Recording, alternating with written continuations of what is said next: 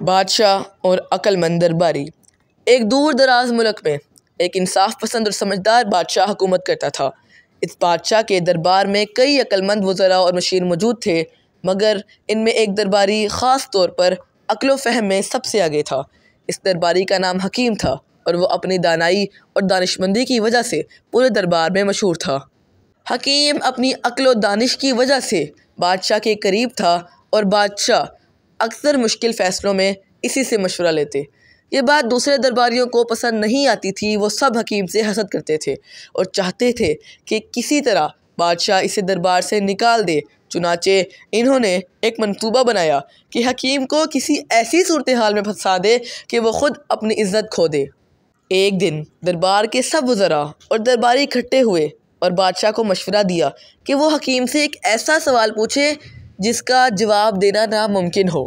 اگر حکیم جواب نہ دے تو وہ اپنی دانشمندی کا دعویٰ نہیں کر سکے گا۔ بادشاہ نے ان کی بات مان لی اور فیصلہ کیا کہ وہ حکیم کو ایک ایسا سوال پوچھے گا جس کا جواب کسی کو معلوم نہیں ہوگا۔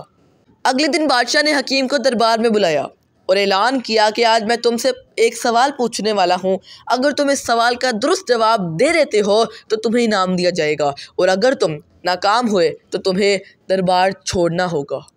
حکیم نے بادشاہ کی بات سنی اور کہا کہ مجھے منظور ہے بادشاہ سلامت، آپ جو بھی سوال پوچھنا چاہتے ہیں میں جواب دینے کو تیار ہوں۔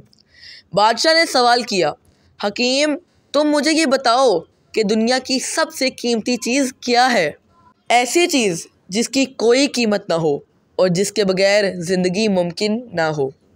حکیم نے کچھ دیر سوچا اور پھر مسکراتے ہوئے جواب دیا، بادشاہ سلامت، دنیا کی سب سے قیمتی چیز عقل ہے، کیونکہ عقل کے بغیر کوئی بھی فیصلہ درست نہیں کیا جا سکتا۔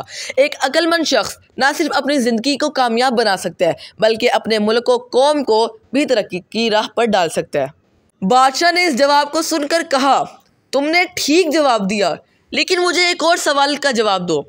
اگر عقل سب سے قیمتی چیز ہے تو پھر دل کی اہمیت کیا ہے؟ حکیم نے ادب سے جواب دیا، بادشاہ سلامت، دل کا تعلق جذبات اور احساسات سے ہے۔ ایک شخص کی زندگی میں عقل اور دل دونوں کا اہم کردار ہے۔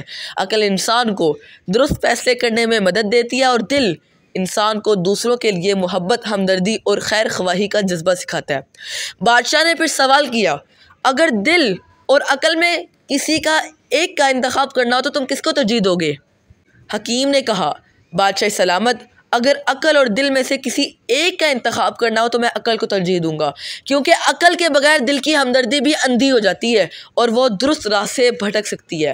عقل ہی دل کو سکھاتی ہے کہ کب اور کیسے جذبات کا اظہار کرنا ہے۔